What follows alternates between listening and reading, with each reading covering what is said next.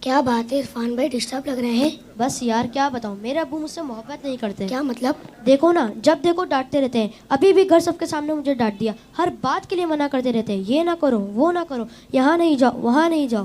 اتفاق سے میرے ابو بھی ایسے ہی ہیں. مجھے تو ایسا لگتا ہے دنیا کے سارے ابو ایک جیسے ہوتے ہیں. صحیح کہہ رہے ہیں آپ.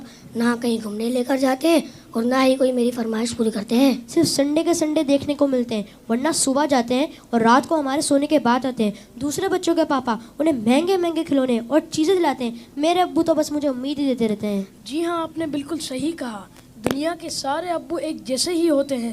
وہ خود سے زیادہ اپنے بچوں اور فیملی کا خیال رکھتے ہیں. کیا آپ نے کبھی یہ سوچا کہ کیا ان کا دل نہیں کرتا ہوگا کہ وہ بھی گھر میں رہیں، سکون سے بیٹھ کر آرام کریں؟ پتہ نہیں، شاید چاہتا تو ہوگا. اور جہاں تک بات ہے آپ کی فرمائشوں کی، تو ان کی سیلری ہی اتنی کم ہوتی ہوگی کہ وہ چاہ کر بھی آپ کی فرمائشیں پوری نہ کر پاتے ہوں. ہو سکتا ہے ہماری ضرورتیں پوری کرنے کے بعد ان کے پاس اتنے پیسے ہی نہ بچتے ہوں کہ وہ ہماری فرمائشوں کو بھی پورا کریں. میں نے اس طرح سے کبھی سوچا ہی نہیں. اور جہاں تک آنکھیں دکھانے کی بات ہے تو یہ بھی ان کی مجبوری ہے کہ ان کی ڈیوٹی ہے کہ وہ ہمیں ہمیشہ بری باتوں سے روکیں اور اچھی باتوں کی ترغیب دیں. اچھا فیضان بھائی، یہ بتائیں آپ کی ضرورتوں میں کوئی کمی آئی ہو؟ نہیں تو بالکل بھی نہیں. کبھی ایسا ہوا کہ آپ بیمار ہوئے ہوں اور آپ کے ابو کو آپ کی فکر نہیں ہوئی؟ ہماری بیماری میں سب سے زیادہ پریشان ہونے والے ہمارے ماں باپ ہیں. آپ کے ابو چھوڑ کر کہیں گھومنے چلے گئے ہوں؟ نہیں تو کبھی نہیں.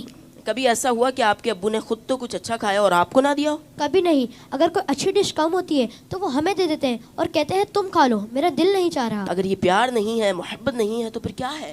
ماں اور باپ دونوں ہی محبت کرتے ہیں، لیکن ماں کی محبت نظر آ جاتی ہے اور باپ کی محبت کو محسوس کرنا پڑتا ہے. میں کتنا غلط سوچ رہا تھا اپنے ابو کے بارے میں. لو یو ابو. Love you very much. باپ ہی ہوتا ہے. باپ ایک سایہ دار درخت ہوتا ہے. آج ان بچوں کی باتوں نے مجھے اپنے والد بھی یاد دلا دی ہے. واقعی اچھے کھانے انہوں نے ہمیں ہی کھلائے، اچھی چیزیں انہوں نے ہمیں ہی عطا کی. اور وہ بچے جن کے والدین ان کی فرمائشیں پوری نہیں کرتے نا، انہیں یہ سوچنا چاہیے. صرف میں بچوں سے بات نہیں کروں گا، گھر کے اور بھی افراد ہیں، زوجہ بھی ہے، بیٹی بھی ہے. وہ کہتی ہے ابو آپ ہمارے لیے کچھ لاتے نہیں ہیں. بیوی کہتی شوہر سے آپ کچھ لاتے نہیں. اس بیچارے سے تو پوچھو اس کی مجبوری کیا ہے. صبح سے گھر سے نکلتا ہے، چاہے سردی ہو چاہے گرمی ہو.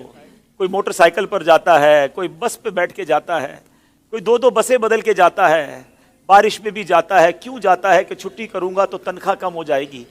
تنخواہ کم ہو جائے گی تو بچوں کو کیسے پورا کروں گا؟ اسکول کی فیس بھی دینی ہے، بچوں کے لیے کپڑے بھی لانے ہیں، کھانا بھی وقت پر لانا ہے.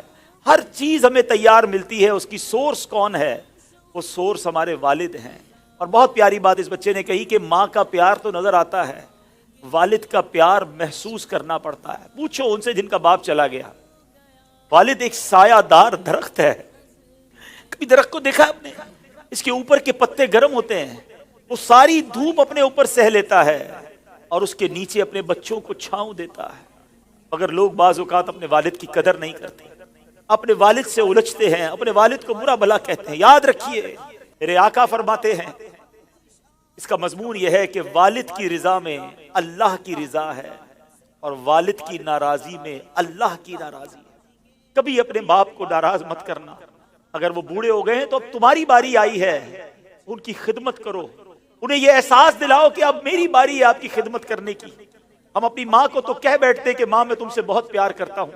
میں ساری دنیا کے بچوں سے پوچھتا ہوں کہ کب اپنے باپ کو کہا تھا کہ ابو آئی لو یو، والد صاحب میں آپ سے بہت پیار کرتا ہوں. آپ دنیا میں آج میں جو کچھ ہوں ابا جان میں آپ کی وجہ سے ہوں. یہاں تک پہنچایا مجھے آپ نے ہے. ارے جس نے انگلی پکڑ کر چلانا سکھایا، جس نے ہر مشکل میں کہا گھبرانا نہیں، میں تمہارے ساتھ ہوں. کہیں پھنس جاتا تھا تو ابو کے پاس آتا تھا، وہ کہتے بیٹا میں سنبھال لوں گا. اب وہ جب چلے گئے اب پتا چلتا ہے کہ کون ہے جو سنبھالے گا. بچپن اور بڑھاپا برابر ہوتا ہے. جب ہم چھوٹے تھے ہم نے بڑی ضدیں کی، ہم نے بہت اپنی باتیں منوائیں. اب سمجھو والد صاحب کا جب بڑھاپا آ گیا تو میں نے ان کی باتیں ماننی ہے. ان کی غصے کو برا نہیں ماننا، ان کے ٹوکنے کو برا نہیں ماننا. کبھی باپ کا دل مت دکھانا. یہ مت کہنا کہ آپ کو نہیں معلوم. ارے اسے کہتے ہو کہ نہیں معلوم جس نے ہمیں چلنا سکھایا، جس نے ہمیں کھڑا ہونا سکھایا، ہر مشکل میں جس نے ہماری مدد کی. خدارا میں ساری دنیا کے بیٹوں سے، ساری دنیا کی بچیوں سے، ساری اولاد سے گزارش کرتا ہوں اگر تمہارے والد زندہ ہیں ان کو خوش رکھنا. اور بوڑھے ہو گئے تو اب احساس دلاؤ ان کو کہ ابو جان آپ نے بڑا کام کیا ہمارے لیے، بڑی محنت کی، اب ہماری باری ہے آپ کی خدمت کرنے کی، اب ہم آپ کو سکھ پہنچائیں گے، اب آپ کسی ٹینشن میں نہ رہے، میرے پاس جو کچھ ہے ابو جان یہ سب آپ کا ہے، آپ کی وجہ سے ہے۔ دف ہے اس اولاد پر جو اپنے والد کو کہتی ہے کہ یہ میرا ہے آپ کا نہیں ہے، میں نے کمایا ہے آپ نے نہیں کمایا۔ یہ کبھی مت کہنا میرے پاس جو کچھ ہے، جو شرافت ہے، جو عزت ہے، جو دولت ہے، وہ سب کچھ ماں باپ کی وجہ سے ہے، وہ والد کی وجہ سے بالخصوص ہے۔ اپنے والد کو بڑھاپے میں خوشی دینا، اور جن کے ماں باپ چلے گئے اب ان کے لیے خوب ایصال ثواب کرے، ان کی قبر پر جایا کرے، وہاں دعائیں کیا کرے، بڑی پیاری دعا ہے۔ آؤ آخر میں مل کر ہاتھ اٹھائیے، اپنے ماں باپ کے لیے جو قرآنی دعا ہے وہ کرتے ہیں۔